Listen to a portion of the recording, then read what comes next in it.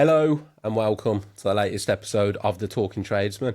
With me in the studio today, I have none other than Matt the Slugger Sen, author of soon-to-be released or published book, From Poverty to Wembley, or Poverty to Wembley. Yeah. Matt has got an incredible story. We're going to find out all about his journey from poverty to boxing at Wembley. But with all stories, mate, they have a start point and a background to build and a scene to set. So let's start there, mate, and find out a little bit about who you are, where you grew up, and all those things that moulded the man that ended up fighting at Wembley. Thank you for your invitation, mate. Mate, honestly, it's a privilege for me to be able to host stories like yours. Thank you very much. I've said many times, mate, if it wasn't for my incredible guests, I'd be sat talking to an empty room. So it's you guys that make the podcast, mate. Really appreciate your time. Bless you, bless you. So I am an open book, mate. You ask away and I will give you whatever answer you need. I believe in authenticity and I believe in the truth and nothing but the truth, mate. And I find sometimes with these so-called influencers, I'm not saying for 1 second I am one of those, or those so-called people who want to be inspirational type people for people. They make things up, they play a character, they play a role, they do all of that. I'm not interested in all of that. I'm all about the authentic, just be authentic to you, you know, and deliver that message out to support and help people. That's where the true power is, though, mate. I believe people so. see through the bullshit. Absolutely. And they see through it pretty quick normally. So when you get somebody that's authentic, I mean, another great example, mate, big shout out to Aaron who put you in touch with me, Aaron Ashton. Wicked guy. Authentic person. And that's where the connection comes from. So yeah, I've got a lot of time for that, mate. A lot of time for that. He's a great guy, him. He's no bullshit with him, mate. He says it as it is. Means what he says what he means. And you know, you have to respect those type of people. In today's day and age, mate, the world needs more of that. Couldn't agree more. Well, let's get into, obviously, you've written a book, Yeah. Poverty to Wembley. That's got a start point that's called poverty. Yeah. So let's start there then, mate. Let's find out a little bit about the origins. So I guess growing up was a bit difficult for me. Grew up with a mother that she wasn't a very nice person. But what's crazy is, I guess, a lot of people didn't understand what was going on behind closed doors. She plays the game very, very well. And this isn't slander. At no point do I ever want to slander this woman. You know, there is no hatred, there's no anger, there's no feeling or emotion towards that lady at all in any way, shape or form. But I guess your experience is experience, and I only can talk from my experience, you know, and there's a lot of things, a lot of truths that my siblings didn't even know, because my siblings weren't around when I was a child. How many of you were there in the family? So mum I've got 3 brothers and 3 sisters from mum. Okay. Yeah, so there's 7 of us in total. They're all white. All Right. Same mum and same dad, where I've got a different dad, you see. There's a bit of a story behind that as well, and what she's told me to what the truth is behind that, who knows, right? But ultimately, they weren't around when I was a child, right? They've got their own individual stories, and they left when they were able to leave, you know, and they've gone to do their own thing, of which none of them speak to mum now. And you're the youngest? I'm the youngest. Okay. From mum's side, yeah. And nobody speaks to my mother from our family. So when they, from memory, from what I remember, is when they used to come round, they used to visit, which is sporadically. Life was great. You know, when they come round, mum would play the part and be a mum. You know, so I'd really look forward to my siblings or just generally people coming around. I'd love it because life was different. You know, I'd eat. Did your mum put like a front on then in front of other people, so the other family members, guests, visitors, whatever? No questions asked. Right. No questions asked. No questions asked. But when they leave and the doors close, very, very different. Very different story. I always said if the devil wore a dress, she'd look like my mother. Right. She's incredibly vindictive, manipulative, and the way I describe my mother is that my mother had love with conditions. If you met her conditions, she'd give you her love. The moment you didn't meet her conditions, she'd take them away. But when she took them away, you were a stranger. You were a stranger living in somebody else's house, and for me that was bizarre. So again, when I became older and I started understanding trauma, I looked into Stockholm Syndrome, and I genuinely believe that's what I had as a child. I genuinely believe I had Stockholm Syndrome, where she would mistreat me so bad, I would do whatever it took for you to love me. I'd do whatever it took for you to like me. I don't believe I was liked a lot of the time. I certainly wasn't loved. But, do you know, for a child to not feel loved or to feel liked in his own home is bizarre, isn't it? Because that's not... Home should be a place where you feel safe, you feel secure, where you close your eyes, you have a night's sleep, and you get up and you eat food, you wash yourself. And that wasn't my safe place. Home wasn't safe for me to be. I can understand that, mate. I can understand that. And it's... I think the problem there is when you're aware, because I think we're all aware, even when we're kids, we're aware of what a parent should be. And when you're aware that what you've got isn't quite what it should be, then you get them little crumbs, that little crumb of a smile, of a you know, some encouragement or something. You really cling on to it, and the parent will tend to, they'll see that, and then, you know, it's manipulation, mate. Let's call it what it is. I think sometimes, I don't want to paint the picture like every day was a bad day, because to me, every day wasn't a bad day. Now, when I've spoken to counsellors or whatever, they will say, well, you've just normalised your chaos. Well, maybe so. Maybe so. Maybe that is a version of the way my mind has worked things. However, you know, it wasn't always a scary place. It wasn't always a place full of tears. You know, there were some smiles, very few, but there were some, you know. For me, what was weird, and what I try and explain to people when I do talks, so I do lots of public speaking, and when I go out and I do these talks, and I explain to people, I say things like, we lived in poverty, but everybody who lived on my estate was in poverty. So if you live next door to me, you'd be broke as well. Otherwise, you wouldn't be living there. Does that make sense? Where did you grow up, Matt? In Park Village, in Wolverhampton. Yeah. So, Ellerton Walk is where I was. Number 34. Number 34, Ellerton Walk. And I know that. Obviously, I don't know the road. I know the area. Yeah, it's a tough place. Yeah, it wasn't a tough place. Prostitution, poverty, crime. Yeah, it's just that's expected to be for most. When you grow up in it, though, mate, it becomes normalised, doesn't it? Right, exactly. You know. So you think about it, right? And I try to explain this, when I go and do talks in schools and I speak to kids, and I said, what was normal for us back then is knocking the next door neighbour's door and asking for a slice of bread, asking for a bit of butter, a bit of margarine, asking a bit of milk. You got a dash of milk. That's normal. And kids of today would laugh at that, like, what? You did what? That's a bit trampy, innit? Well, yeah, actually it is. But not from when everybody does it. I mean, there was rules to it, isn't it? Like, you wouldn't go 3 doors up, right? Do you know what I mean? Like, you'd go next door, sometimes next door but one. You're taking a piss if you go 3 doors up. Like, what are you playing at? Do you know what I mean? There was rules, but that was just the normality. And when I try and explain to people that everybody within our area used to do the same thing, right? And when it became apparent to me that home life wasn't normal, was when I started seeing the way my friends' mothers or fathers would treat them. And I'd be like, oh, okay then, so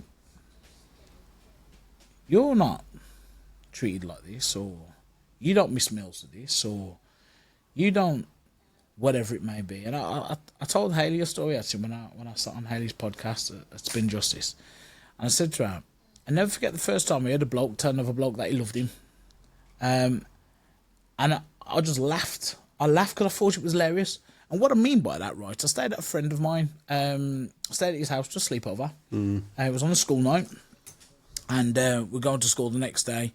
So we woke up, and he put, his parents put a breakfast on the table. And we're not talking about anything major, but we talk about cereals, toasts, jams, and stuff like that. Just normal everyday stuff, right? But I ain't never seen that kind of stuff before. So it's like, wow, you guys are rich, man. Wow, look at you guys. I can't believe you got all this food. This is crazy. So you end up overindulging, doing what you're doing. And I remember getting ready to go to school, and me and my friend about to leave the house, and his dad's turned around to him saying, Dad, have a great day at school. Love you, son. And I'm like, look at him, like, what? Love you? Gay. Like, why is a geezer telling you he loved you? And it wasn't until we was walking down the road and I was taking a piece of it. And I remember him saying, well, aren't your parents say that stuff to you? And then a penny drops. Bullshit, nah. That don't happen. Do you know what I mean? And we can laugh about it as much as we want. And we can, but when you stop and you realise, well, actually, my life's a little bit different, actually. That don't happen, and I don't get greeted like that in the mornings for breakfast. And we don't have tea like the way you had tea last night. And, you know, everyone say good night before you go to bed and all that. Do you know what I mean? Yeah. I was just like, wow. You know, you start to ask questions. What's crazy now is that I've got a group of, a group of 4 friends. There's 5 of us in total, right? That are still friends to this day from them times. You know, a lot of us went to nursery and primary school together and all sorts, and just grow up. And so bless him, mate. I've got mates that are the same that I've known since like I was in like 3-tier schooling, so like middle school onwards. Like in fact, probably some of the lads were in the first school. So yeah, there's a beauty to that. Isn't there just? And I remember when I speak to those about writing the book, and I tell them the story, that a lot of this I hid for a long, long time, whether it was through shame, fear, or whatever. Yeah. I explained to them, and they're like, oh my God, I can't believe I didn't notice. You weren't meant to notice. It's always the way, Matt. I used to do the same. Let's pause there a moment to thank this episode's sponsors, Q1. Q1 are a premium masking solution. They offer the ultimate choice for professionals that demand perfection. Whatever you're painting, Q1 tapes deliver clean, sharp lines every time. Q1 tapes are designed for superior adhesion and easy removal, leaving no residue behind. We use Q1 tapes in our business all the time, on every job. In addition to the painter's tapes, Q1 offer a range of surface protection technology, solutions and accessories. You can cover things like worktops, hard floor, and kitchen units with a range of Q1 protections. Using Q1, your projects are going to look professional and the results will speak for themselves. Q1 is available at all of your favourite stores and online at q1tapes.com. Thank you to Q1 for supporting the Talking Tradesman podcast and helping us raise mental health awareness in the industry. Let's get back to the episode. Because I told you a little bit off air about my childhood, but same thing. I never had any rules. My only rule was don't get brought home by the police. Yeah. So I was young. I look back now and it's horrific because I've got kids of my own. But 12, 13, come back whenever you want. 3 in the morning, 4 in the morning is fine. And what happens is you end up gravitating to other kids that are in the same position. Yeah, that's right. You know, but then there'd be mates of mine that weren't in the position that had loving, caring homes, and you'd take the piss out of them. You'd be like, "What do you mean? You've got to be back at 10?" Like, you know what I mean? But in reality, the reality to that situation is they're cared about and you're not. So, that's true, and you do that, you take the piss because you're like, and you try and make them feel bad for having that, you know, that sort of like that situation when in reality, it's you that wants that. You know, it would have been great to have somebody care and be like, Russ, where are you? Do you know what I mean? But yeah, so I can resonate, mate. I can resonate. So, you know, my attitude towards this whole thing is that we all have a story, all of us. Everyone writes their own story. None of us are in control how that story starts, i.e. the family we're born into, any traumas, any issues, or whatever we inherit from families, or the start of our book. But we are in control when we start taking control of it. Now, I didn't take control of my book till I was about 29, right, which is far too late. So I was, excuse my language, but I was still a fuck up at 29. Do you know what I mean? And I look at it now, and I'll be honest, I'm a bit ashamed and a bit embarrassed.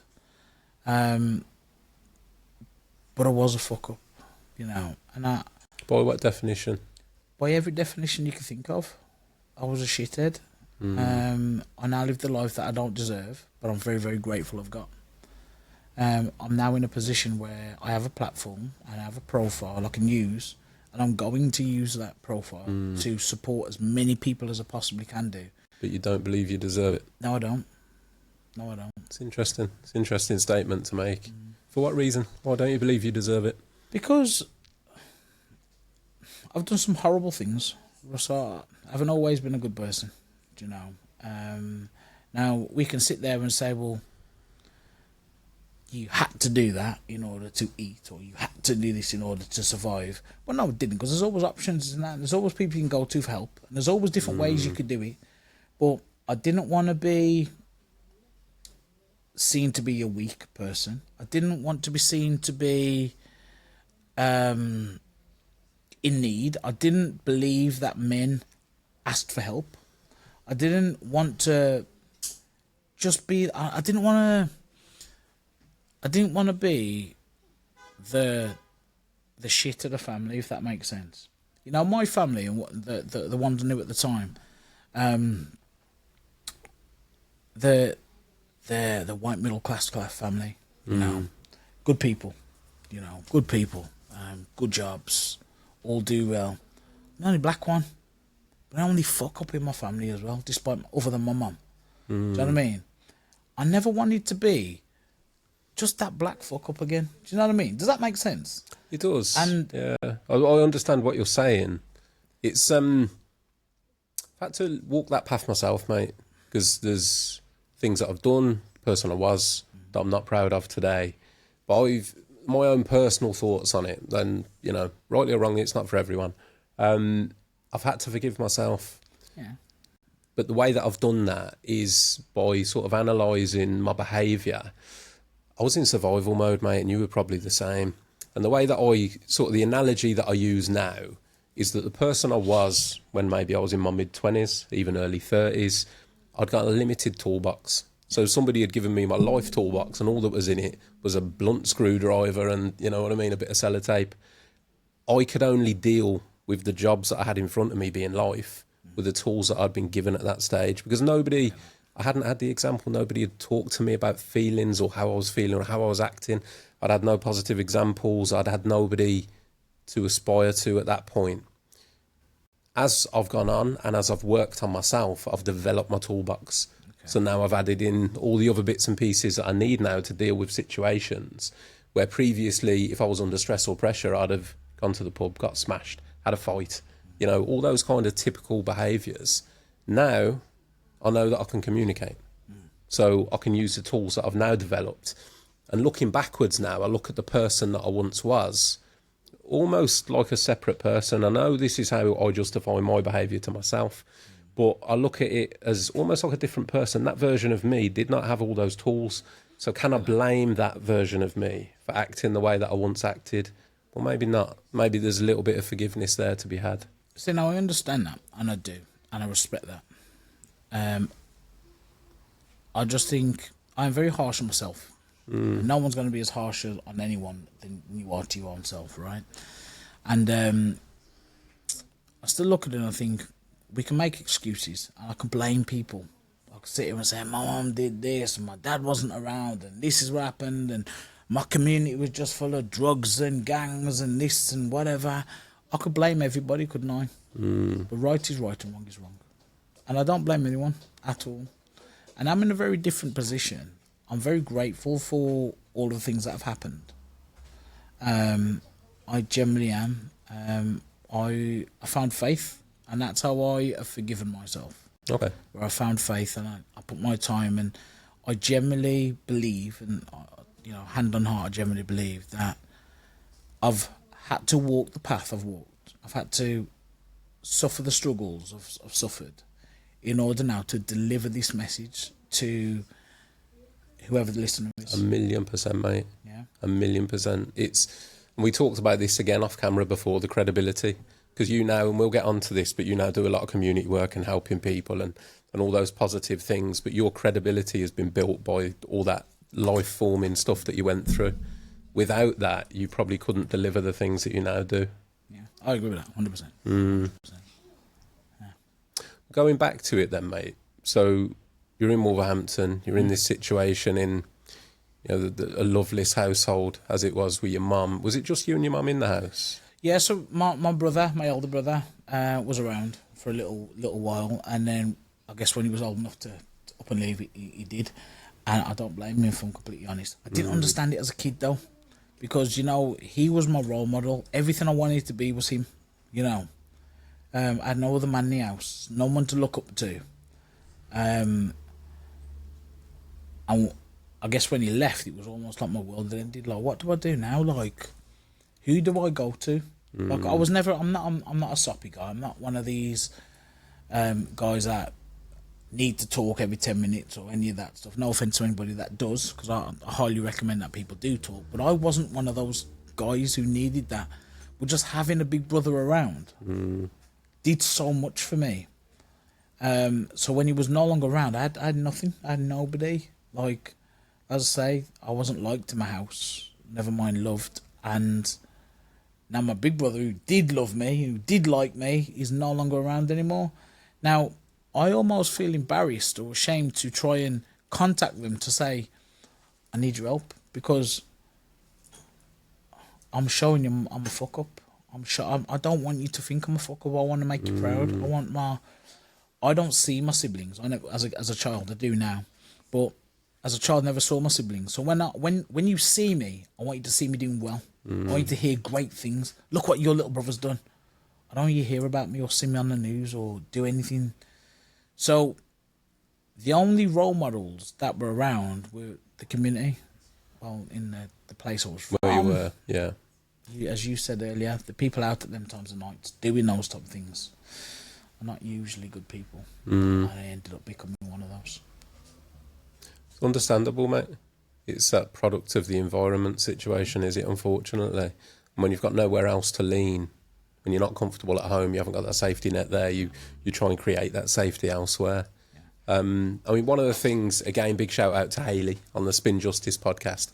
One of the things that you talked about with her was a situation where you actually ended up entirely alone in the house. Are you okay to talk about that? Oh, yeah, listen, I'll talk about anything you want. When I heard that, mate, it was not shocking, but I always feel that a lot of this stuff, this initial stuff, the childhood things, and not to sound too like Freudian with it, but it illustrates that it explains a lot. Yeah. Do you know what I mean? The things that you go through as a child, certainly for me, the way I've reflected on my own life was I can join the dots. It's like, oh, okay, that happened. That's why I acted like that 15 years later. Yeah. You know? Okay. And I think that part of your story is but it says a lot about you on a lot of different levels, mate. I don't know if that's a good or a bad thing. No, a good thing. Okay. A good thing. It's the fact that, and you're already alluding a little bit about not wanting to, for your words, show that you're a fuck up. You're already alluding to the resilience that you built up. If you don't mind, I mean, if you tell the listeners what happened in that circumstance. So, I guess I generally believe we know right from wrong, don't we? As people, we know right from wrong. And I always knew right from wrong.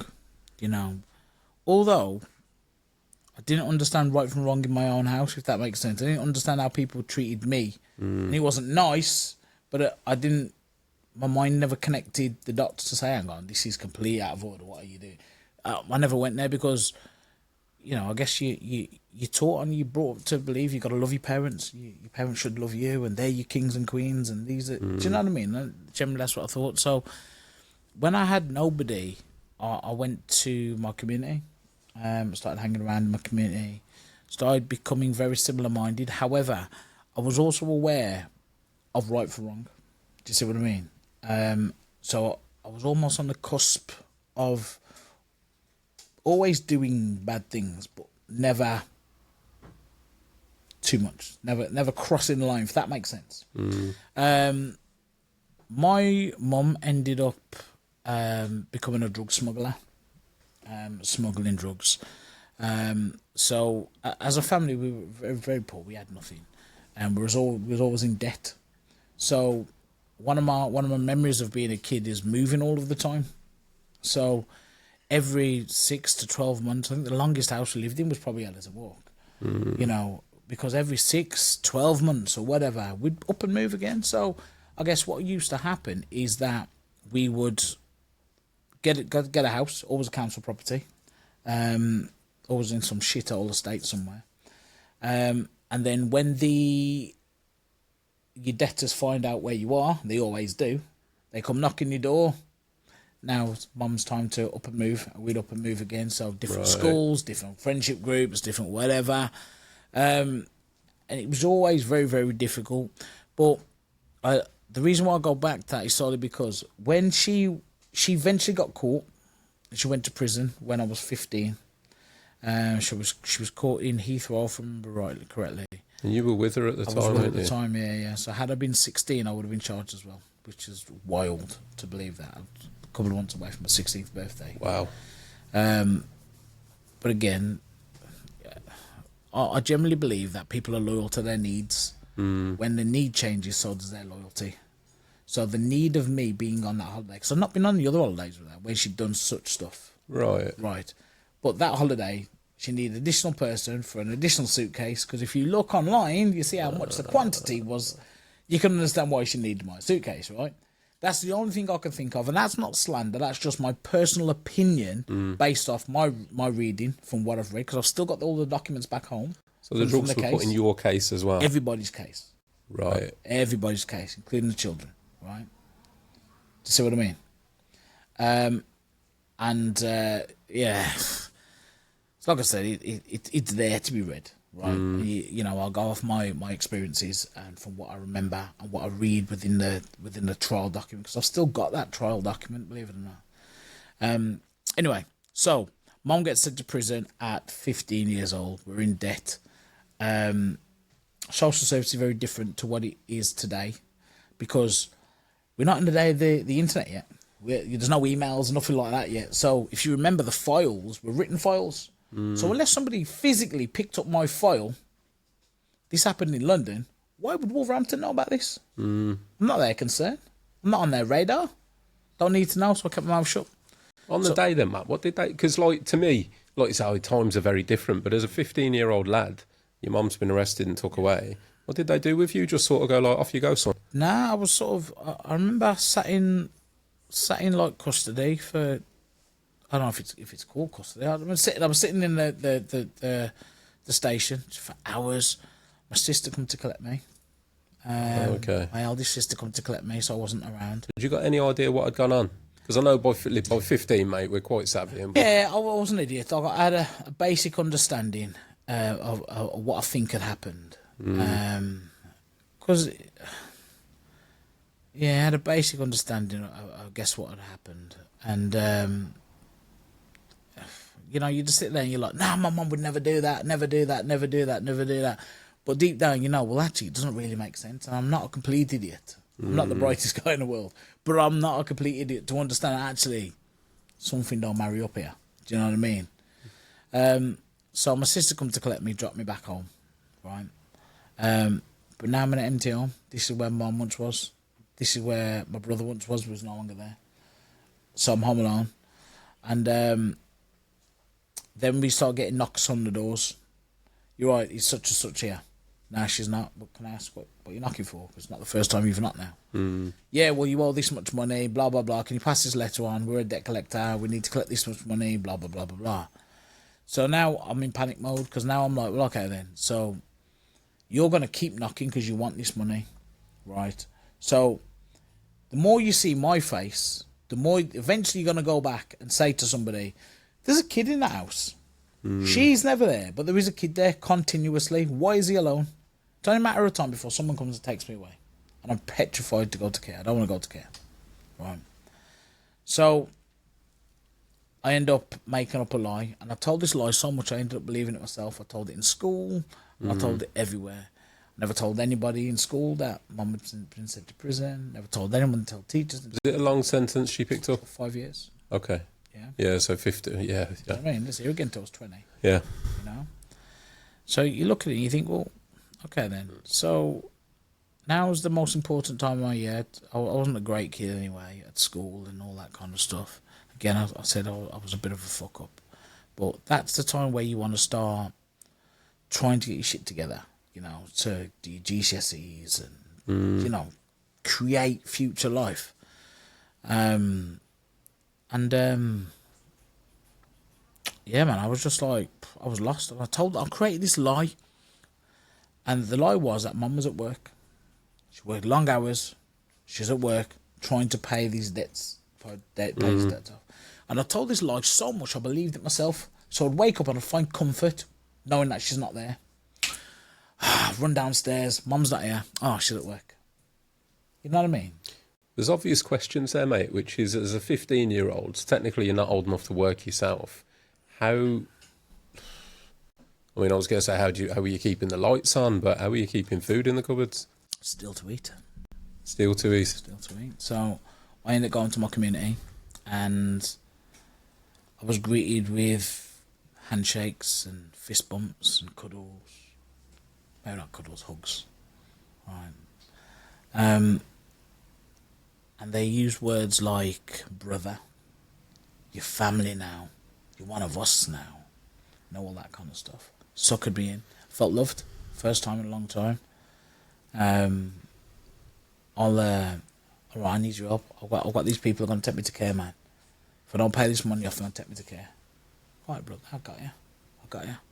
I'll help you earn that money. I help you pay that off. And I did. And they did. They helped me. But it comes at a cost, doesn't it? Because no one gives you anything for free. Of course, man. Now, as a kid, I harboured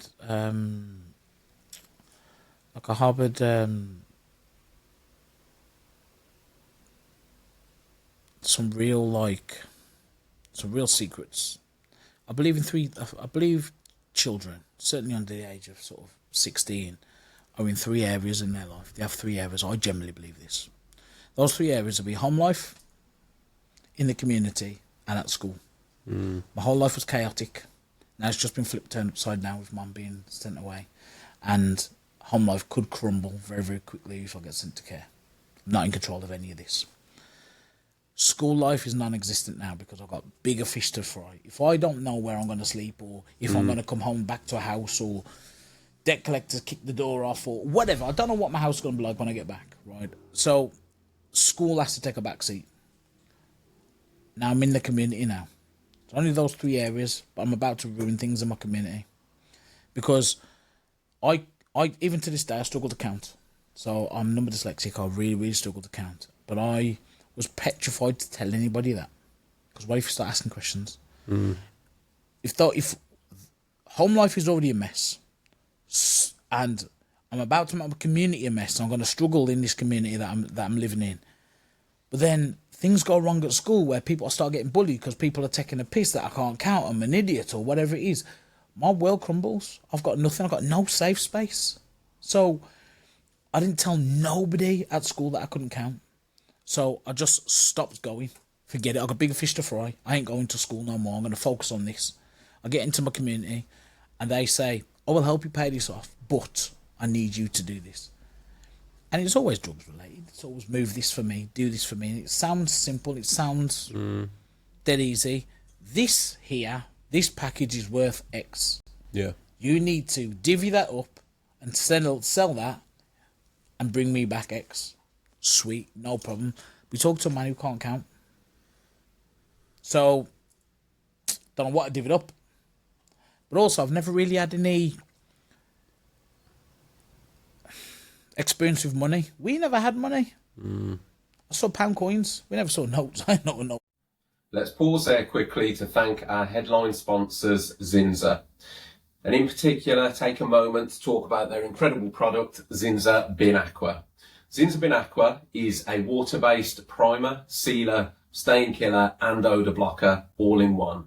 It has trace VOCs. You can use this product inside and outside and it will block knots, sap streaks, water, mould stains and more. We've used Zinza Bin Aqua in our business on many occasions and it has never let us down. With that in mind, let's get back to the episode. What they add up to, and I can't count it up anyway. So I'm selling these things and I don't know what I'm getting back. I'm taking your word for it. You're taking my word that it weighs for whatever it weighs. And I'm taking your word that you're giving me what you're giving me. So I'll go back to these people. Happy as Larry. Yeah, I've got rid of all that. I've done this. Da, da, da, da. Here you go. Are you taking the piss? I've done what you asked me to do. Are you taking the piss out of me? Now, I don't know. It could have been less. It could have been more. It could have been whatever. That got me into loads of trouble. Because they said I was short. So now, I've got issues. No, mate, I'm just, yeah. Do you understand? Yeah, I'm sitting, I'm captivated by it, mate, but it's just a spiral, isn't it? It does. It's Now, spiral. that could be a way to keep me locked in. Could be. Right? So now you're in their debt. But now I'm stuck. Now I'm stuck. And then I'll say I can't count. And then I'll get smashed up again. Well, why didn't you tell me this? Why are you lying to me? Why? Well, I didn't lie. I just didn't tell you. Same thing. Okay. In our community, if you can't hear, you must feel. Well, I told you not to lie to me, so I'm going to feel the consequence of that. Got me beaten up several times. Got me stabbed. You've been stabbed? Yeah, got me shot at. Where were you stabbed? In my stomach. Yeah. Really? On the right hand side, yeah. Well, that ain't playing, is it? No. Sent a very good message, though. I'm now terrified. I'm now in a position where I am... I don't know what to do with myself. Do you know, I talk about these three areas. My life's a mess now, mate. My home life, these people could have helped that home life. So that would be my safe place, because home Were you should be stabbed where you're as a safe. punishment? Or stabbed in an altercation? Like I remember having a conversation. And it started off lovely. It started off like a nice conversation. He talked, Jack, man, we need to talk. So I go, oh yeah, what's up? Whack! Listen, this is how this is going to be. Shit, okay. I understand now. Like, I get it. But I'm in agony. I'm in too much pain to talk, too much pain to listen to what you've got to say. But I'm just like, well, what do I do? What do I do? What do I do? Fight back and argue back and get stabbed up again and get killed? All right, call them in your debt. Safe. Say no more. Whatever you ask me to do, will be done. Innit? Do you know what I mean? And that's where we are. That's what happens. So now my three areas just fall apart. School becomes non-existent because I'm trying to pay back this fucking debt and trying to sort out my home life and what's happening at home. And what's crazy is I could have, you know, looking at it now, I could have gone to my brothers and my sisters. Fucking could have. Sorry. It's okay, man. Take a minute. I can see you going back there, mate. I can see you going back there. It's a tough one. Could have gone to my brothers and my sisters. I could have asked help.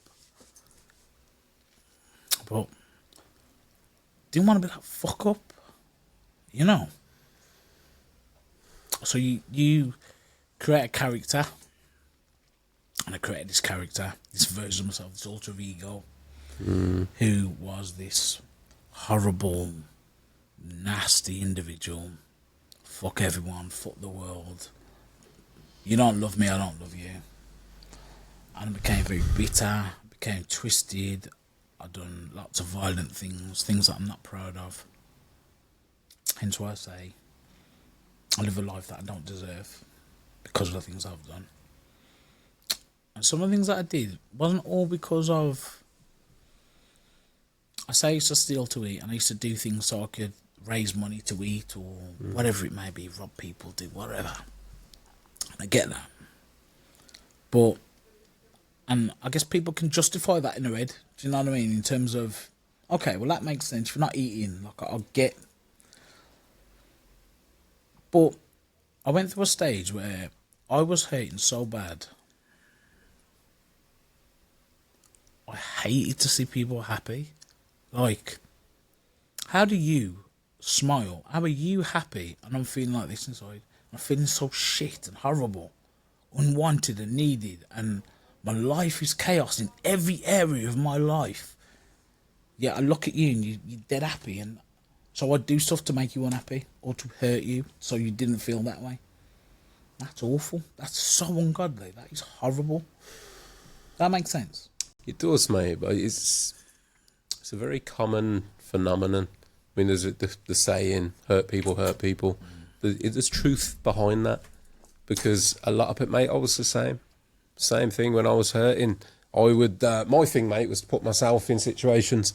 It was, I look back at it now almost as self-harm, but I would do that. If I was hurting, I would put myself in situations where I could get hurt. Yeah. That was the way that I used to cope with it, because I didn't know anything else. I couldn't understand it. You get the victim come to, why me? Yeah. Why me? Why is all this happening to me? And it is difficult, mate, because until you know, you don't know. And that's the most basic comment ever, but it's the truth. The man that sits with me today would look back at that situation very differently, with the intellect and the knowledge and the experience that you've got. But that wasn't you then. Yeah. And that's part of the journey and the path. And that's why it's so important to tell these stories and tell your story, because there's going to be so many people and young men on that path that you were on. Yeah. And that's why this holds so much power, is because if it can reach the one, you know, and there's a lot, you know, we're only at the beginning of your story, but the redemption, what you achieved, what you're now doing, hopefully that shines that light on this kind of circumstance to people, because like I said to you, I mean, my story is different to yours, but there are similarities. Yeah. And then if my story can be similar to yours, how many other thousands of stories are similar to yours? Yeah. You know, and to be able to see people that have gone through those hardships, done bad things, you know, I do believe that some people are born evil, mate. I believe there are bad people in this world, but I believe it's a very, very small percentage. And I think the rest of it is circumstantial. And I think good people can do bad things. Yeah. And it is all to do with that input, what you're being fed, what you're being mixed into. But it doesn't make it right, does it? No, it doesn't make it right. And that's my thing at the moment. And maybe that's part of the reason why I'm working so hard to try and make a change.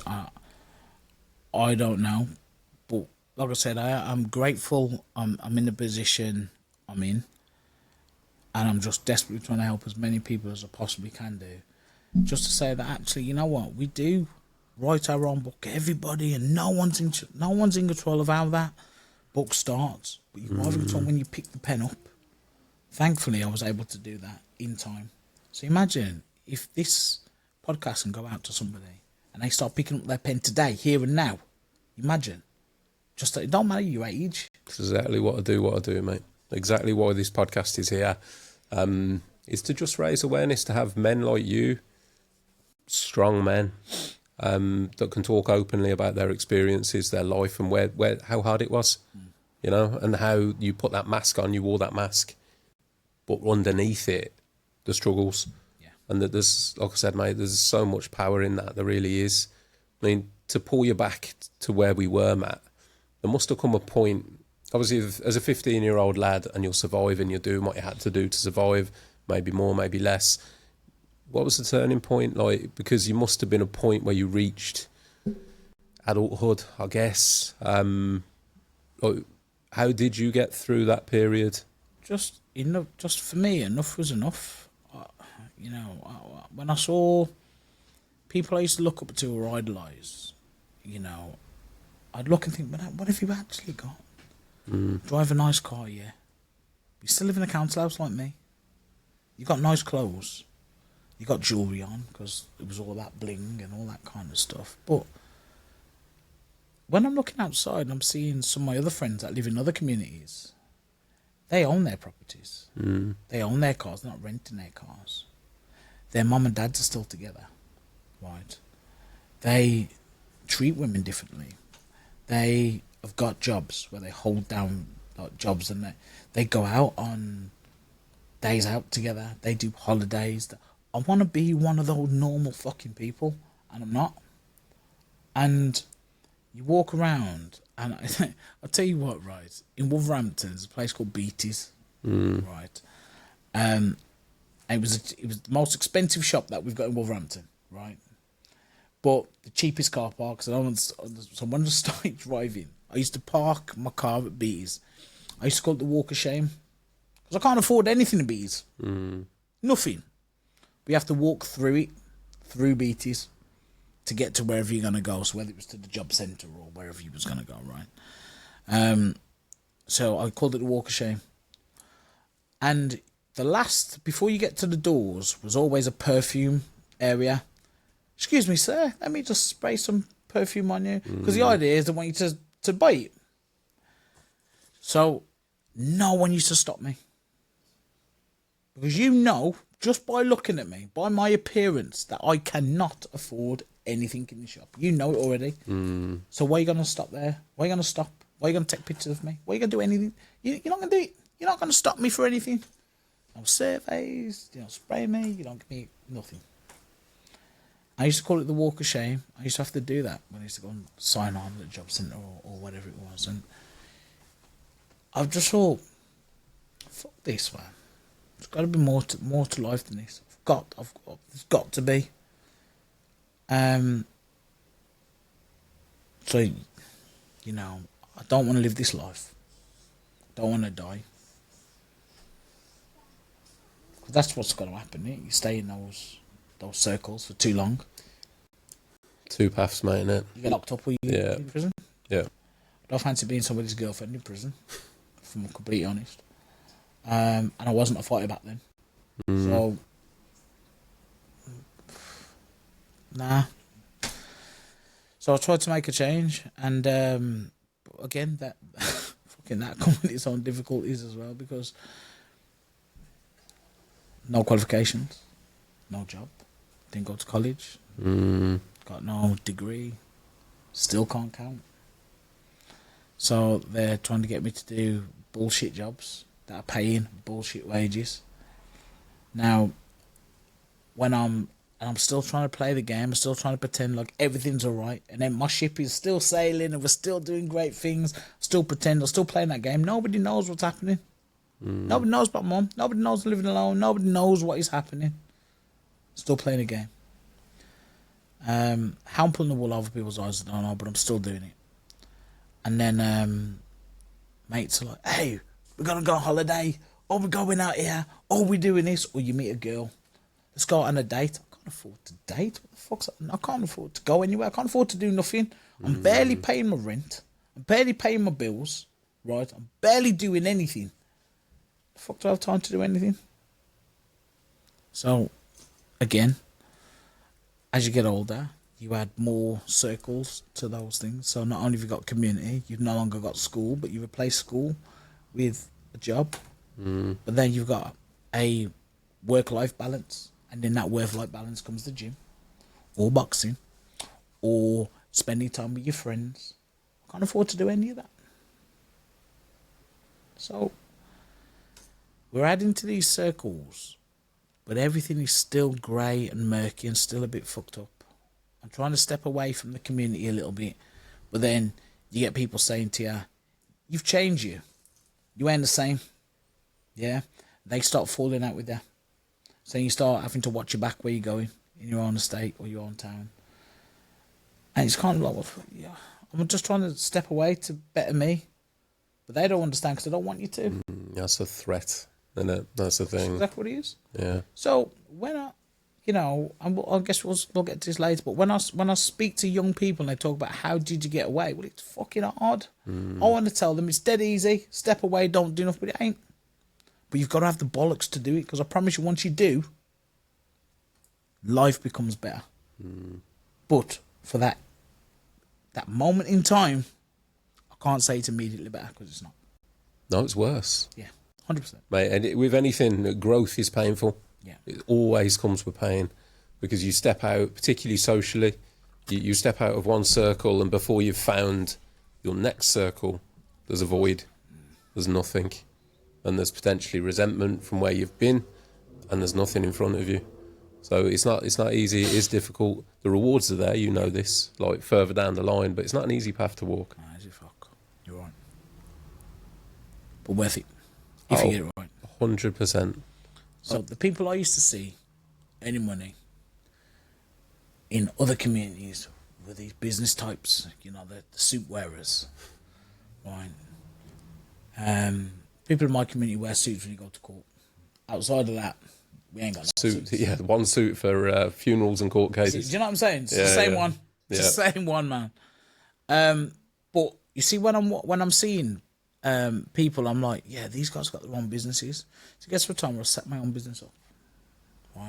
I'm like, yeah, cool, I got this business. I'll do that. Set my own business up. But again, we get into a position where I still don't understand numbers. I haven't educated myself yet on numbers yet. So money's coming in. We're doing well. Sort of business was it? I had a barbers. Oh, okay. Yeah, I set up a barbers. Very typical. But we did well. I did my market research. And in my market research, I was like, right, in this area where I set up, it was in Stafford. It was just near the cusp of a sort of a black and Asian estate. Lots of sort of mixed ethnicities from white guys to black guys to Asian guys used to come down for their haircut. But people from Stafford would travel to either Stoke or Wolverhampton to get their hair done because there was no urban barbers or black barbers or whatever you want to call it in Stafford at the time. So I was like, right, I'm going to plant myself there on the cusp of this estate. Get everybody in. Yeah, man. Listen, so like I said, I wasn't an idiot. I just didn't understand numbers is where I'd fall down. And we killed it, man. We were busy. It was great. But there's things that you have to pay for then. Business rates. Electric, which is incredible. Right? It's so expensive. Staff. You know. Pension. Corporation tax. Numbers. But numbers ain't my forte. So only a matter of time before they catch up and bite you on your ass. And I fell bankrupt. From a business that was booming. How, do you know, when I look back at it now and I just think, how the fuck could I have been given everything in a great area, with great staff, and still fuck up? Still get it wrong? Like, what type of an idiot am I to get all of that wrong? So wrong, when everything was so right. How on earth does that happen? You know? But it failed. So I didn't go bankrupt there. That failed. I set up another business not long afterwards. That's where I went bankrupt. So I had what I tried to do is learn from the lessons there, because I don't believe in losses. I look at lessons. So what did I learn from that? Mate. Right. The only real loss is a lesson not learned. So if I choose not to learn that lesson, right? Anyway, I generally thought I'd learned. Still didn't fucking do well with my numbers, but I had people around me that could do numbers. So I thought, okay, now we're going to be in a better position. And we set up a media company. And it was great, man. I was interviewing celebrities. I had a TV. I was on TV. I was interviewing celebrities. I was doing all sorts, man. And it was great. For your own channel or? Eh? For your own channel? Yeah, my own TV channel. Yeah, it was on Freeview, man. It was killing it. And the numbers are good. I got cancelled. I don't know why. Don't understand whether it was a bit of politics. I'm not very good at the whole political thing. So whether it was the politics behind it or missed handshakes or what, I don't fucking know. But we ended up getting cancelled. And I was like, oh, okay then. And I couldn't recover. And at that point, I went bankrupt. And I lost everything. So and I kept thinking to myself, I've had two businesses here where things were going great. Things were going really, really, really well. And I fucked up. How? Through not understanding numbers, or maybe I took my eye off the ball. Maybe I don't know. Still now, to this day, I can't figure out exactly what it was, what went wrong. Ego. Stepping away. I couldn't tell you. And I fell on my arse, and I felt like I went back to Ellerton Walk. The way people treated me, the way people looked at me, the way people spoke about me. It's that bankruptcy there. Do you know what, man? Bankruptcy used to hold such a stigma. I don't think it does now. Some of the best business owners I know have been bankrupt, or have maybe been bankrupt twice. You know, it's those people that, I think like Richard Branson's the best example, and he's been bankrupt 5-6 times, something like that. Then people that aren't afraid to roll the dice, they're the ones that end up with something.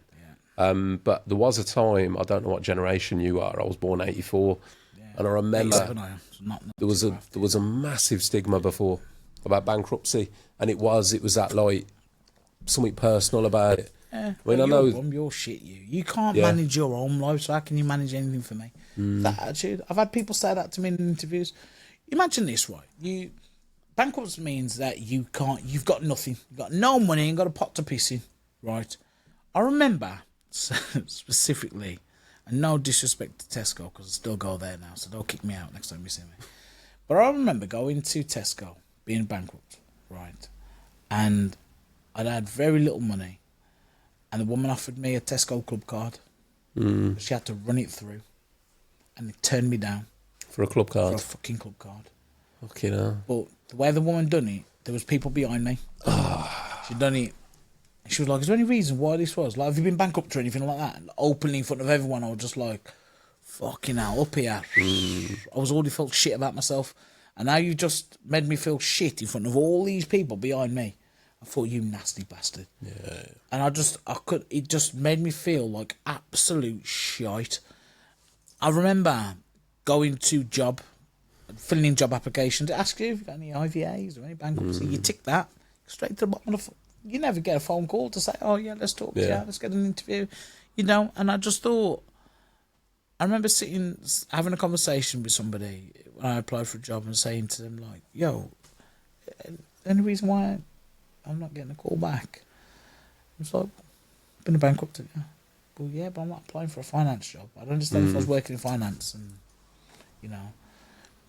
I remember us having a conversation. I won't remember it word for word, but it was along the lines of, if you can't manage your own finances to support your family, how could you potentially manage anything for me? And you just think there, you think, okay, I see your point. I do see your point, and I agree with you. But come on, man. The only way I can get out of bankruptcy is by an offer. I see it differently, mate. Honestly, like as a business owner, if I see somebody that has been bankrupt, I'd look at them and go, I like it. You tried. You were fearless. You tried something. It didn't work. Okay, we move on. Yeah. Like if I were to be in a position to employ people, and I saw that maybe, I guess, I don't know, personal bankruptcies, business bankruptcies, potentially slightly different. But if it was, a business owner that had gone bankrupt, like, yeah, well, man, it shows to me that you're a trier. Well, I was a business bankruptcy, but I signed everything on a personal guarantor, and that's what screwed me. Right. But again, that's the lack of not knowing. I didn't know. It was a business transactions, but first time or whatever. You sign things as a guarantor, and it affected me, and it was just piss poor. But so that was another bit where you just fall down. So again, another thing that adds to that story of more failures, more failures. And you start to believe then, maybe I am just a general fuck up because I keep fucking up and I can't get it right. Even when it's right, it still fucks up, it still goes wrong. So, how do I bounce back from this? And then I always boxed as a kid, as an amateur. My intention wasn't to box as an amateur. I now know that the way I started boxing was a coping strategy, and I now know from doing counselling that this is my way of self-harming, because you said I was a self-harmer. Through boxing? Through boxing, which fucking threw my head. Okay, explain that one. Okay, so when I went to boxing because I wanted to learn how to just deliver that one bang. I got involved in some issues over a girl, and involved in knives, guns, all that kind of stuff. It just got real fucking stupid and messy. Saviours and demons all in one, mate. You know what I'm trying to say? And then I just thought, you know what? Old school, old school, rather than fucking keep trying to fucking shoot at me and do all these different bits and bobs. We'll just have it out, toe to toe, me and you, we'll bang it out, and that's the end of it, innit? That was the idea. That's where I thought. But I can't fight. This guy's older than me, so this ain't gonna work out well. So I'm going to box. I'm gonna have a bit of practice first. So I walk in Wolverhampton ABC, and I never forget him. There's a guy called Dennis, old black guy. As I walked in, Dennis was fierce, man. Hey, he wasn't to mess with this guy. Walked in, and as soon as he saw me, he said, "You see you? Turn around and fuck off out my gym. I don't want you in there. Got no time for people like you." And I must have built a reputation for myself of being this local shithead or whatever it may. And he said, I don't have people like you in my gym.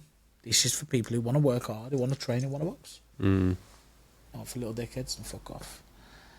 So I remember, pushed my luck a bit, slammed my money on the table, whatever it was at the time, and just saying, "Yeah, look, man, fucking coming here to train, pay my money like everybody else." You know what I'm saying? All right, then, cool. I'll take your money.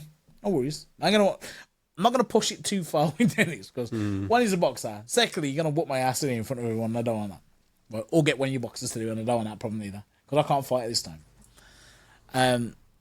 So he says, "Okay, then come in." He says, "Look into his gym." So the way it was set up at that time, before it's been all redone out, it's lovely now. But before it was redone out, you'd walk in off the road. He would be in front of you, and then you turn left into this big open area, which is a gym. Yeah. As you walk in, there'd be a ring or two. I don't know if it was 2 rings or whatever, but it was a ring to the left-hand side, like a boxing unit with bags and whatever up, right? And the back of the gym was like a roller shutter, dusty roller shutter. Lent up on that roller shutter was this big bag, tape round it, tape peeling off, split, all that kind of stuff. Not even hung up, just lent against the wall, but massive. It was called the dickhead bag. So if you was a dickhead, that's your bag. Does that make sense? Yeah. You don't do your run. You're not doing your burpees. You're not doing what I'm telling you to do. Get over to that bag, mate. You're either going to do your rounds. The rest of your days are going to be on that bag. It's that attitude, right? So he said, "All right, then, mate, cool. I'll take your money. You see that bag there? That's your bag. Move from that bag. You'll never see this gym again." Okay, cool. So I'm in now. I'm in. So I've come in, and I've hit the bag, and I'm doing everything I can do to try and get their attention. They're paying no attention to me. I'm the other end of the gym, the far end, arse end of the gym I am. So I'm screaming, whack, as I'm whacking this bag. But I can't punch, because I don't know what I'm fucking doing. But I'm looking at what they're doing, trying to keep up with what they're doing. And no one's paying attention. Weeks go by, I don't get so much as a hello or nothing. So you're still turning up? Still turn up. And not so much to the Lord. I'll always try my best, like morning or afternoon or you all right, mate? Nothing. Okay.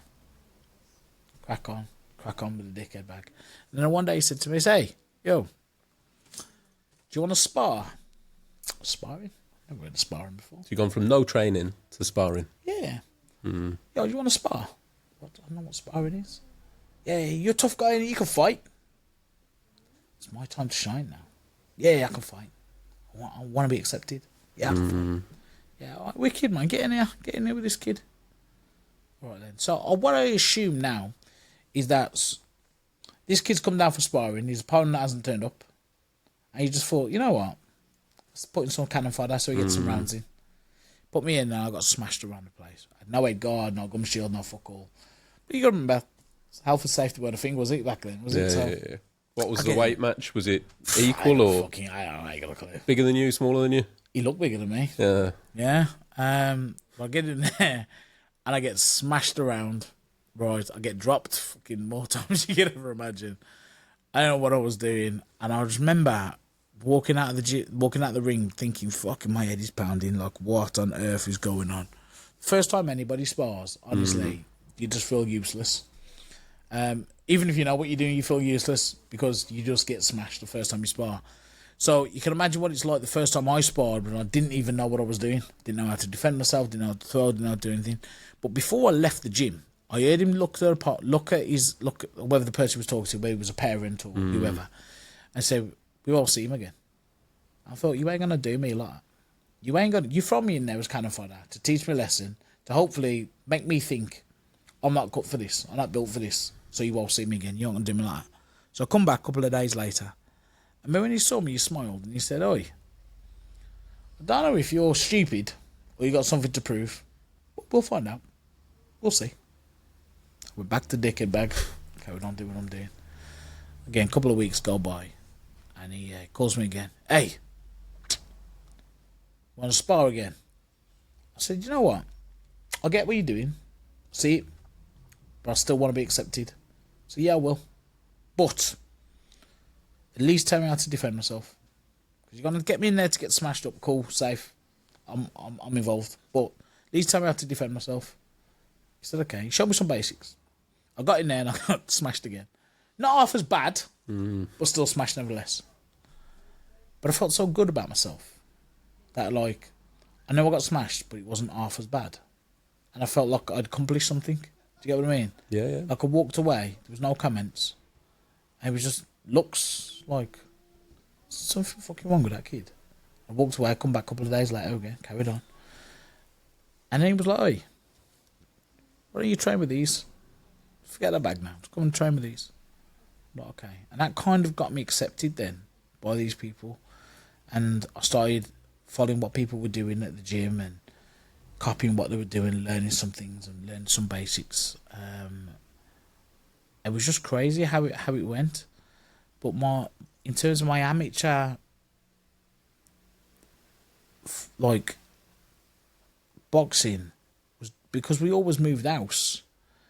Somebody, Dennis was the first one who invested his time into me. And actually probably the first male role model that I had that wasn't going to take any shit. So I owe a lot to that man. And he probably doesn't even know it, which is wild. Because I haven't seen him for a long time. I'd love to see him again. Is he still around? I have no idea. I generally have no idea. But I would love to see listen, him. if anyone's listening to this and Wolverhampton, Wolverhampton and ABC. they'll know Wolverhampton ABC, Dennis. Yeah. If anyone's listening, drop me or Matt a message. Or Please I think do. that'd be an incredible link up. I would love to take him out for some food and just say thank you. I'd probably be an emotional mess. Yeah, yeah. How old was he at the time? Oh, fucking hell. Don't know. And this was how long ago? Well, I'm 38 now, so I started there when I was 13. No way. Do you know what I mean? So a good 20, 25 year. There you go. I know I was going to say 15. Told you my maths is shit. Ooh. Don't worry, mate. Yeah, I got you back. Don't I worry. appreciate it. Yeah, it'd be great to see him, whether he remembers or he knows the impact that he had in my life. I bet you he does. If he's still about, I bet you he does remember. hope so. They just have a knack.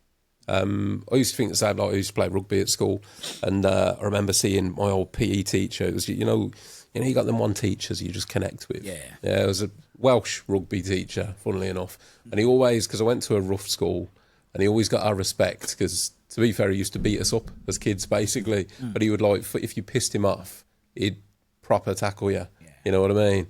But it was like a rite of passage. But anyway, I played for the rugby team. So I saw him years later, and I thought, he ain't going to have a clue who I am. Saw him in a pub. Went up to him, I was like, Mr. Jones, how you doing? Straight away. So, oh, fucking hell, yeah, I remember you, blah, blah, blah. Called me by my name and everything. I was like, that's nice. But, you know, I think a lot of them people, they remember. There'll have been a connection. He'd remember. I hope so. Honestly, it'd mean a lot to see him. So if I could, just to say thank you, because I never got the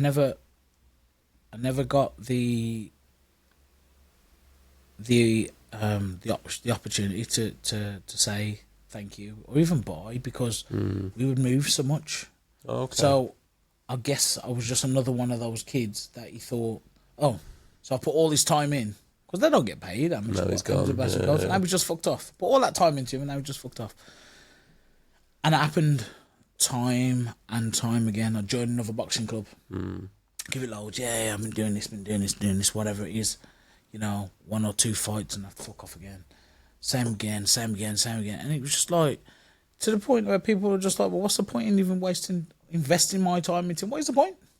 And I thought to myself, well, what's the point? So I'm going to continue to be a letdown and let more people down.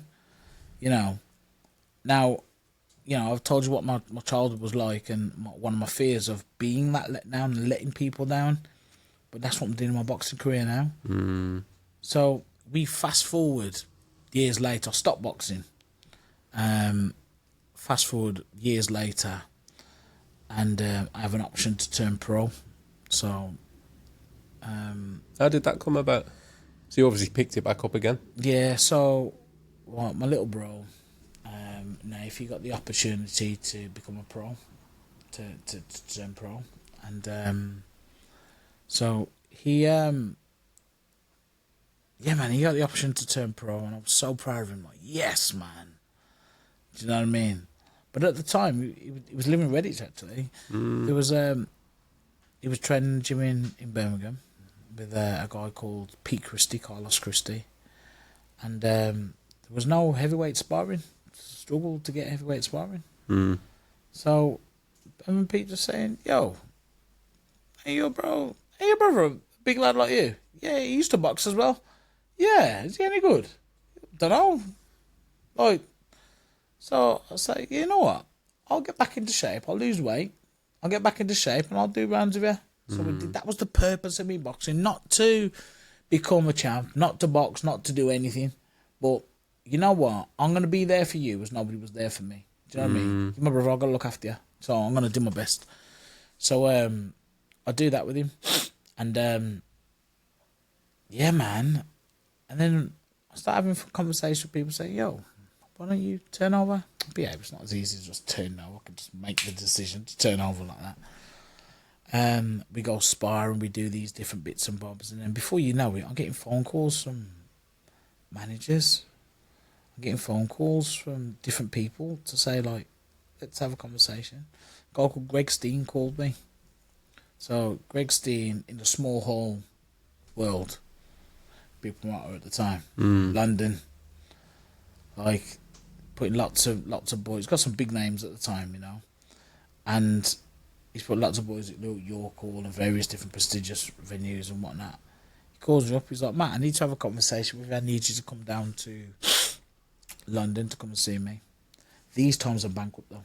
'Cause I'm 29 at this time. Far too old to be entertaining any professional boxing career. Like if I was 22, different story, right? I'm 29. It's when most people are thinking about bowing out. Don't know, mate. Rocky got started late. I'm saying.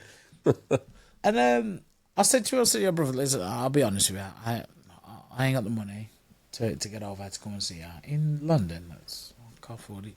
Just give me your email address and I'll send you a train ticket." So there's no way out now. And Nathan's like, "I'll take you." Fuck it, let's just see what he's got to say in it. So I go to see him.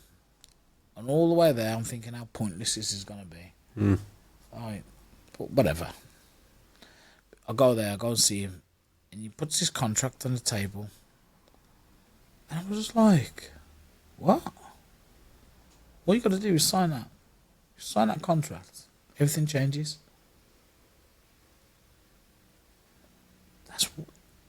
That's wild. Like, that becomes my job. Yeah? So, you're now a professional fighter. You box with me. You know, this is the money you could be earning. This is what you're going to be doing. This is where you're going to be going. These are the opportunities I can provide you with. And I'm like, what? Like, nah. I'm 29, so nothing for a heavyweight. But I ain't heavyweight. I'm going to have to lose weight because I'm not as big as these big guys. They become a cruiser. Fight as a cruiserweight. But you've got this. And now all my fears start kicking in now. Because on one hand, I could change my life today. But on this hand, everybody who's ever given me anything has always taken it back. And it's come at a cost. Well, I've got nothing at the moment. So if I've got nothing, what are you going to take away from me? Dangerous position. See what I mean? Dangerous man with nothing to lose. Yeah. It's a blessing and a curse, mate. It's a weird one, actually, because I told you before, like, I went through a divorce, sold my house, lost my car, and I lost everything. Like, I got to reset point, yeah? So I got to literally zero. And I remember thinking back, like, as how rough it is, I'm not going to portray it that it wasn't tough, it was tough, but there was a moment where I sat there and had that realisation of, like, there's nothing else to lose. You can't take nothing else off me. I've got nothing. There's nothing. And there's a beautiful freedom to that, I found. Anyway, there's something about hitting rock bottom where the only way is up. Okay, I see that. Yeah. Which is a problem if you're still falling, you know, if you still feel like you got further to go. But once I guess, and I'm talking quite materialistic, mate, in what I'm saying. But from a financial perspective, where I was, material finances, that was where I got to like. Well, if we talk about materials, I never grew up with materials, never had them. And then when I went through a position where I had materials through business, I lost all that as well. Yeah. And everything got taken away from me to the point, mentally, I was back to where I was back at Ellerton Walk. I'm now a bum again. The way people look at me, the way people treat me, the way people act around me. But in the gym, it's different. Nobody does that in the gym. Because when you walk through the door, you leave all your shit at the door. Do you know what I mean? Walk in the gym just like you. But when I leave, I'll pick up all my shit at the door. But and it was a comfort in that. And I was just terrified. I didn't say yes there and then. I need to think about it. How does it work, Matt? Because again, I haven't been around that industry, mate, so I don't know how it works. But when you sign a professional contract that makes you a professional boxer, is that like you get paid? Is it like a 3-fight contract or a time scale? Or everyone's contract's different. Okay. And different managers and different promotions will have different things. Some contracts will say, right, this is your financial contract and this is what you're going to get paid. Some people will say, right, you got a 3-fight deal. Some people will just say, you're mine, you box for me, and I want a percentage of whatever you turn over. Okay. Just depends on what deal that you get. And I'm sure there's various other deals as well I've not mentioned, but they're the deals that I'm aware of. Do you see what I mean? I had one of those deals and I was like just blown away, but I was at the same time scared. This hand, I can change my life. This hand, what more can you take off me? You know? So I'm like, right, let me have a think about this. I go back and I call all the people who are meant to love me. I call my mother. She said to me, get a job like everybody else. Laughed at me down the phone. Well, I've tried to get a job like everybody else for the last 29 years and that ain't done me no well. I'm still broke. I'm still on my arse. Still got fuck all. The people who are around me, mates, laughing. People say I'm going to get knocked out. I'm going to get hurt. Yeah, I'm going to get stopped. All that kind of stuff. And all these things happen. I got knocked out. I got stopped and I got hurt. But nobody ever tells you about the joys and the beautiful thing that happened. I got to a stage where I just thought, fuck it. Nath was the only person who was saying to me, you got this. And I'm in the gym with you every week. I know you've got this. He was the only person who had my back. The only one of them. And I was like, fuck it. Because what have I got to lose? What have I got to lose? And I wasn't a world champion. But I took it all the way to Wembley. All the way to Wembley in front of fucking God knows how many, tens of thousands of people. How many pro fights did you have, Matt? I had 10 pro fights, 9 pro fights. At cruiserweight? At cruiser, yeah. Towards the end, it was towards heavy. Boxing's a very, very naughty game. You get calls last minute and all that kind of stuff. Come on, do this. To play the game, to get it to take fights and various other bits and bobs. And there's lots of frustrations with boxing, but my love of boxing remains, and I'm grateful for the relationships I built. What I'm grateful the most for is the profile it was able to give me. The profile it was able to give me to be able to deliver this message, to be able to deliver the message that I'm hoping that the book can deliver. And you fought at Wembley? At Wembley. Who did you fight? Michael, some I don't know if he was Scandinavian or Latvian or something like that. Was it on a big card? Frank Warren card. Okay, who was headliner? Joe Joyce. Right. Yeah, Joe Joyce, Carlos Taka. How did that feel, mate, walking out at Wembley? Lad from Wolverhampton, walking out to fight at Wembley. Do you know what? I got locked in at a lift with Carlos Takam. I didn't realise how big he was. He'd rolled like the way he rolls is mad. So there's me, Paul Mann was my coach at the time, and I think one of my other coach, Matt, I think was with us. And then next thing you know, you see this hand stop the door. So nobody else today. We're just going down. We're just going down. I think we got on the way to weigh in or something. We was on the way down. You see this big hand, like, almost like stop the lift. Okay. Just the biggest, blackest guy I've ever seen in my life. He was massive. How he fit in the lift, I don't know. He was massive. Must be his bodyguard, right? Behind him comes trailing all of these others. I'm just like, what happened there? In comes Carlos Takam with his hood up, and he's like, oh shit. So if it all goes wrong here, right, we're in a problem, right? Don't be looking at me, mate. He's bigger than me. It was wild. And I thought, is this how he rolls? Like, bro, it's mad. That's wild. I think that's how you're rolling. Like, this is a professional boxer. But he rolls deep. I remember having a conversation. He was a really, really nice bloke. Yeah, really, really nice bloke. Glad I got away. I'm glad I got along with him because that's not what I wanted. But, yeah, it's mad. You know, you turn up to weigh in, you see all of these faces, and it's mad. But I've been on a few big shows. I've been on a few big shows where where you walk in and you see all these famous people either ringside or in your change rooms or whatever. You're just like, what the fuck is going on here? Do you know what, mate? Underneath it all, they're all normal people. Just normal people. That's the thing. You know what? We were having this conversation on the way here today, and I've been so lucky and so blessed to be in a company of so many like incredible human beings who are celebrities, whether they're friends of friends, or even to speaking to some incredible people over on the telephone, you know, just having conversations. It's like, wow, but they are just normal people. Yeah. And they want to be treated as such, just normal. You know? Yeah, it's mad. I remember like boxing story of my own that I was quite surprised. So my wife, her dad is a boxing trainer. Okay.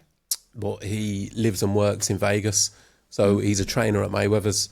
So he, we renewed our vows in Vegas, I don't know, 6-7 years ago. And obviously her dad was there and he was like, oh, come down to the gym tomorrow. Come and I'll show you around.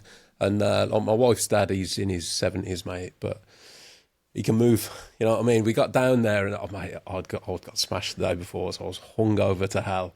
And went down there and we sat there and we watched. And he was in the ring at the time when we got there. And he was training the German Olympic, like some German Olympic boxer woman. I was watching him just hold the pads. I was like, fucking hell, like, for an old boy, he can still shift. And he wrapped up the session anyway. He said, he was like, Ross, do you want to get in the ring? And like, I was like, mate, I'll be honest with you, I'll be sick. Like, but while I was sat there, like I said, I was half cut still, Matt, from the night before. There was a heavy, heavy night. And I was sat there, as a chap come and sat down next to me and was just chatting.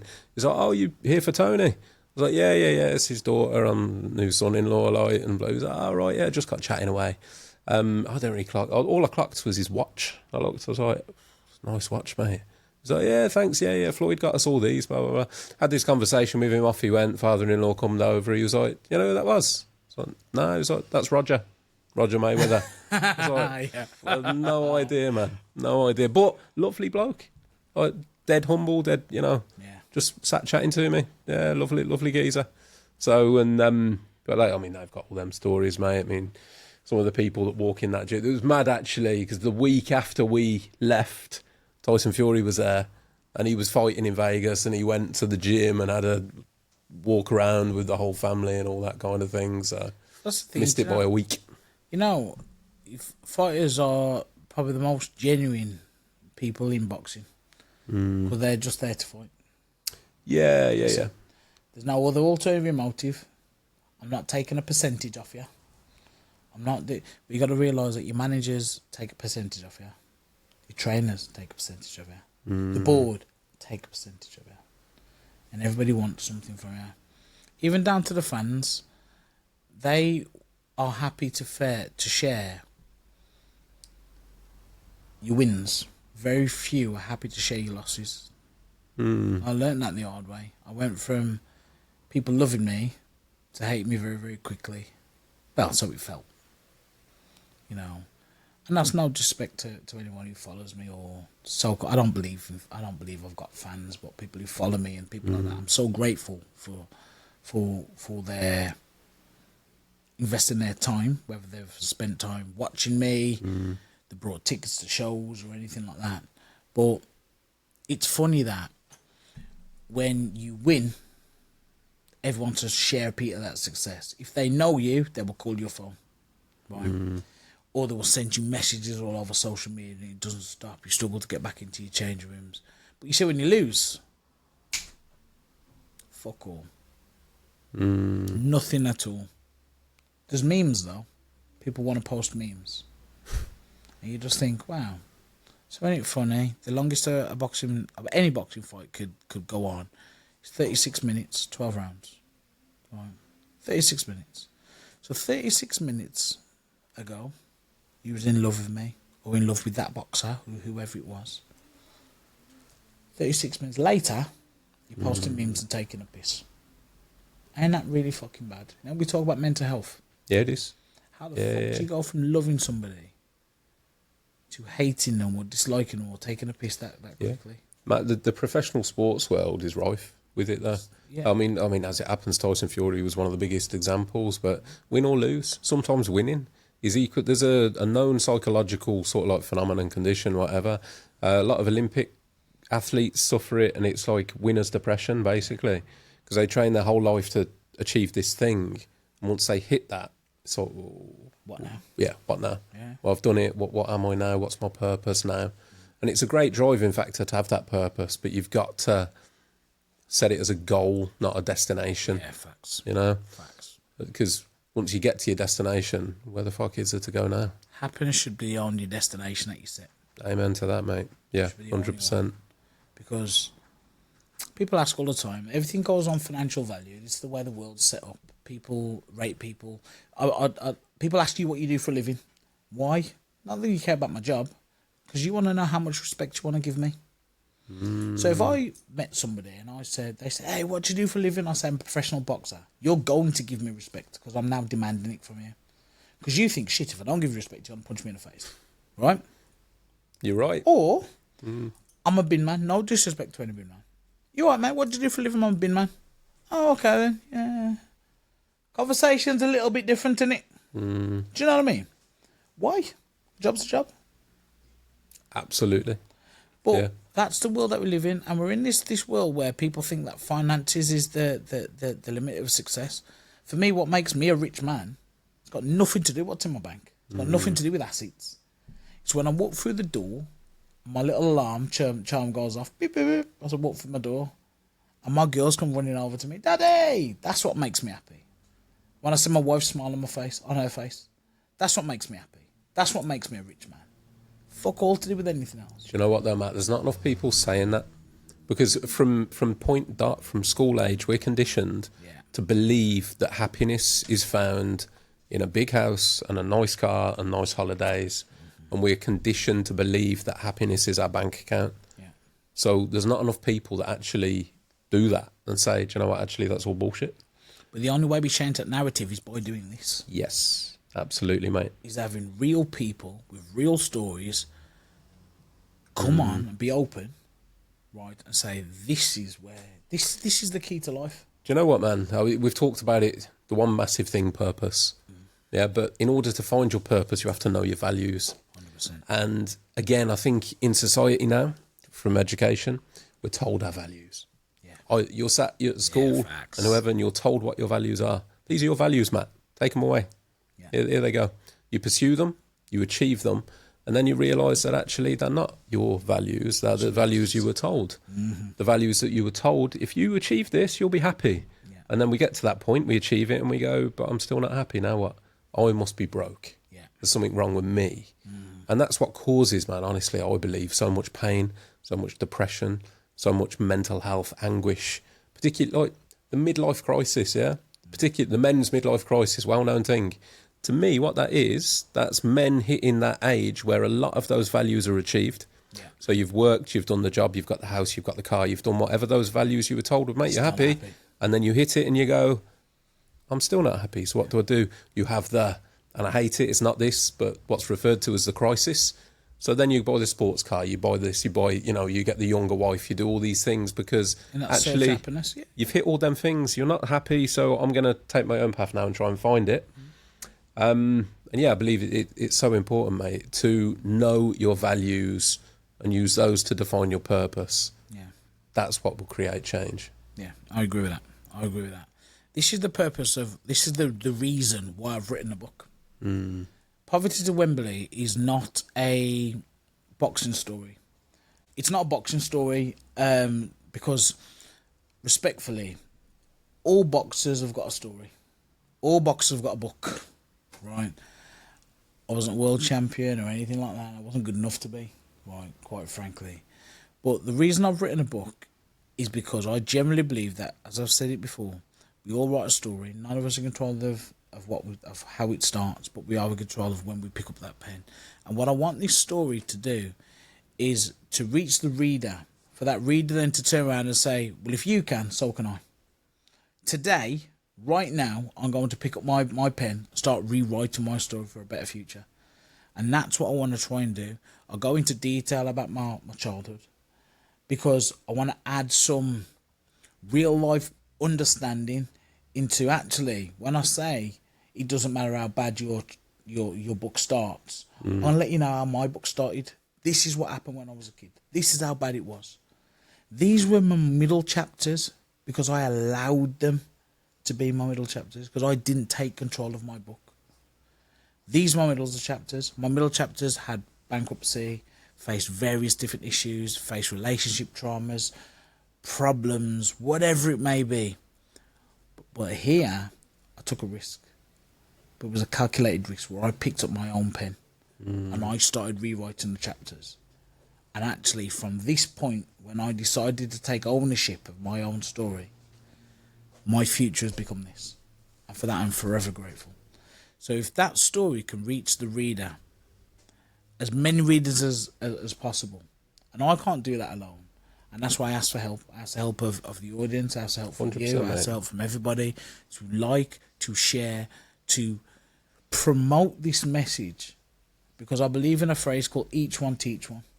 If each one of us can teach another one of us to become better and do better, it won't happen tomorrow, but in years to come, we'll have a thriving society, a thriving community. It's one of the things I love about things like podcasts and books, is that your book, there's a good chance that book will go out to people. You'll be planting seeds that you will never see the fruit grow, but it could be some of the best fruit. Yeah. It could be somebody in 30 years, mate, that picks up your book, goes, do you know what, I read this book, this guy called Matt Sen, but this thing he said, you'll never get know. You know, and that's one of the beauties is, you know, if we all help one person, but by a media form like a book, that could help thousands, tens of thousands and more. So a few questions, mate, on the book. First of all, when's it out? Next year. Roughly speaking? No idea yet. We got a load of media stuff they want to try and put in place first. So I'm working with an agency at the moment. A guy called Kumal here. He's absolutely incredible. What a just fantastic human being. And I'm taking his direction on various different bits and bobs. And he's raising the profile for a lot of things at the moment. Already he's done a great job. As and when it comes along, mate, listen, send the stuff over. I'll share it with the audience. We'll let people know as soon as it's out, for one. Next question, mate, personal one for me, this. You're doing an audio version. Yes. Good man. The next thing, Matt, you do an audio version. Do not let anyone else, you need to read that. It needs to be your voice. My voice. Your voice. Well, I was about to say that because I heard about this. There's an AI thing, isn't there, that you can talk into it and that becomes your voice. So it's almost like it's me reading them. So you give it like a certain amount of words and then it'll regenerates your voice. So it ends up being your voice reading it to the years ago I used to read a lot of books, mate. If I'm honest now, the excuses it might be, but I don't find that I have the time. But because I work on my own a lot and I'm in construction, in the trades, audiobooks, podcasts, I get bored listening to the radio. So I tend to have headphones on or earphones and I go through audiobooks like nobody's business. But I love it when it's an autobiography and it's read by the person because it just holds more. It's got that like truth, that like feeling in the words. I'll still listen to the other ones, but when it's like narrated, you got, I don't know, say like David Goggins, great example, incredible books, narrated by somebody else. And then he pops in and does little bits. But I'm like, there's always that like, I don't know, man, I want to hear you say, it's your story, I want to hear you say it. We're hoping for the next stage as well. The next stage is then film, because everyone are readers. Everyone's got access to audibles or audiobooks, right? especially when it comes to young people, they're gonna be more visually. What's the word I'm looking for? Visually. You have people have learning modalities Yeah. they refer to. So you're either like audio, visual, or physical. There you go. You know, so some people will just visual. There you go. Yeah. And those are I want to be able to tackle as many of those as physically possible. So I'm really hoping that this message just spreads so we can just inspire our community, inspire our nation, and the more people I can get behind it to support it or to back it or whatever, just to shed that message, you know. And I think that's film worthy, mate. well, I hope so. Sounds like it to me. Fingers crossed. Fingers crossed. I know they talk to a few people at the moment, you know. So I'm just really hoping that that's where it goes to. And As soon as it's out there, mate, I need a signed copy. yeah, 100%. I've got it's a bit of a tradition. I've had a few authors come and sit on the podcast with me, and I've had a signed copy of all the books. Well, I will make you a promise now, my friend. I'm a man of my word.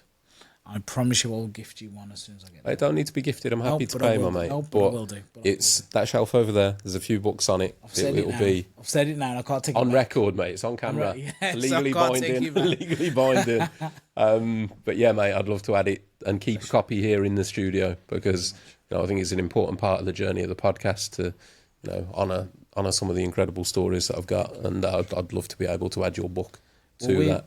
Starting in September, something I'm really excited about is we created a mini version of the book in way of a talk called Struggle to Succeed. And that was created to support school children, basically, just kids at school, where I go in and I deliver this talk over 45 minutes, allow 15 minutes questions and answers, which is great for kids because, you know, these kids get a professional boxer come in. That's I'm always presented as a professional boxer, which bites the kids' attention straight away. Like, whoa, okay. That you tell them this story with this same message, you know, that we rewrite our stories. Pick up your pen today and start rewriting your story today. Do you know what? That is the important age to get that message across as well. 100%. To tell it, to the power behind that, to tell a kid, because there'll be people listening that will be like you. They won't be telling anyone that they've got shit going on at home. But to inspire them at that age, that's powerful. That, dude, the feedback I've got and just the things that kids will come out and say, you're just like, wow. There probably hasn't been a session where I've not delivered where a kid has said, "Excuse me, Matt, can I have a chat?"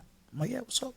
And I sit down. They're like, "Oh, I'm going through this. You know, how would you do this?" And I'm just like, wow, like that's the impact. So much so I've gone to local authorities and said that we are doing a national tour that starts in September. It's going to run from September to December. And we are doing East and West Midlands in September. We are doing Manchester, Liverpool and Yorkshire in October. November will be London, Surrey, Essex and Kent. And then December will be like the north of England, Scotland and Wales. wow. And you're going around the schools? We're going around to as many schools as we can. The local authority taking care of it. A company called the Careers and Enterprise. They're looking after it. Mate, you talk about reaching the one. Think about how many hundreds of lives that you can connect with and potentially inspire and change somebody's mindset on in that tour, mate. That's incredible. With the grace of God, mate. I hope that's what we try and do, and that is the intention. I mean, I want to be able to go there, and I'm always myself. I'd go up, I turn like this, I talk like this, I don't put on a show. I just literally turn up, I'm just a normal everyday bloke, and I turn up and I talk like this, and kids get it. Yeah. Do you know what I mean? I don't try and bullshit them. I tell them exactly as it is. This is how things can be. But I promise you, there is some beauty behind all that failure, behind all that success, behind all that fuck-ups, because there's a reason why we do what we do. So let's pick up the pen today and start rewriting that story. And what's nice about that is they almost feel like we do it together. They're not alone. I'll walk with you down that journey. I'll walk with you down that road. I'm not telling you to go and do something I haven't been able to do, something I can't evidence that we've been done. Does that make sense? Yeah. I'm saying I'll walk with you. You want to cross the road? I'll come with you. You know, you need to do that. I'll show you how to do that. You know what I mean? And I'm hoping that this book is like a power play book, not almost to show you how to do it, but just to prove to you that it can really be done. Does that make sense? It does, mate. It's beautiful. Thank you. It's I love to hear that, and honestly, mate, you can make such a difference. You will, and again, you'll plant seeds that you'll never see grow. Doing that, working with kids, it's and to have taken your life experience, and to, again, we talked before about the value in trauma, and to turn all that into a positive now, where you can help people, and many people.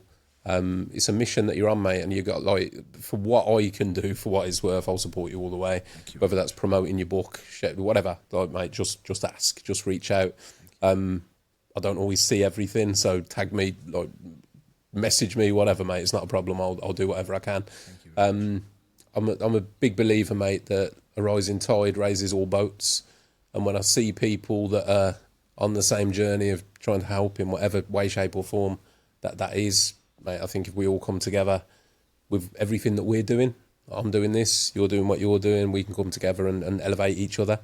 I think there's a real power to that too. So I'll be watching from the wings, mate. I'll be watching. It's be great. And as soon as that book comes out, mate, I'll be on it. You have my word now. I've made a word in front of everybody, so you have, man. You have. You got my word. But mate, it's been a real pleasure, mate. I've really enjoyed the conversation. I really truly have. Before we do wrap things up, is there anything that we haven't touched on that you wanted to? Not really. No. A couple of shout outs, if that's all right. Yeah, man, go for it. Andy Barber from iMail. Him and his team support everything we're doing. They are going to support the national tour. They're going to support the book launch. I'm super grateful for those. Big shout out to E4K. E4K and come here. Like I say, he manages just everything for me, really. He's just a fantastic guy. Big shout out to Emma Lopez from the Careers and Enterprise. She's been just phenomenal in booking the schools in for the tours and the support for what she's done. My camera guy Liam is just a brilliant man. So all of the pictures that you see come courtesy of him, because he is an incredible photographer. Well, man, shout out Liam. Can't take a picture of myself, but he's a great guy. And do you know what? Last thing and finally, I say this as much as I can, and I'll put it in my book as well. Like a shout out to my siblings. I love them all very, very dearly, and I've not always been the nicest person. I've not been the easiest person to like, never mind love, but I've always been by my side. Do you know what I mean? And they've been great, even if they've not been there physically, they've been there in spirit, And then when we catch up, it's like I caught up with them the other day, and someone I've not seen for ages. But it's like I saw you yesterday, so it felt good, And that for me is so important. So important, and I'm super grateful for them. Love that, man. Thank you very much. Once again, mate, thank you so much for your time. Appreciate it. Shout out, I've got to give before we wrap things up, a big shout out to the Funky Peach, who are our guest merchandise sponsors. So I'll send you away with a few bits and pieces, mate, hoodies, t-shirts, all that kind of thing. So big shout out to you guys. Anyone looking for any work merchandise, printed gear, go and check out the Funky Peach. And another fantastic conversation. Thank you very much. And I will catch everyone soon on the next one. Thank you.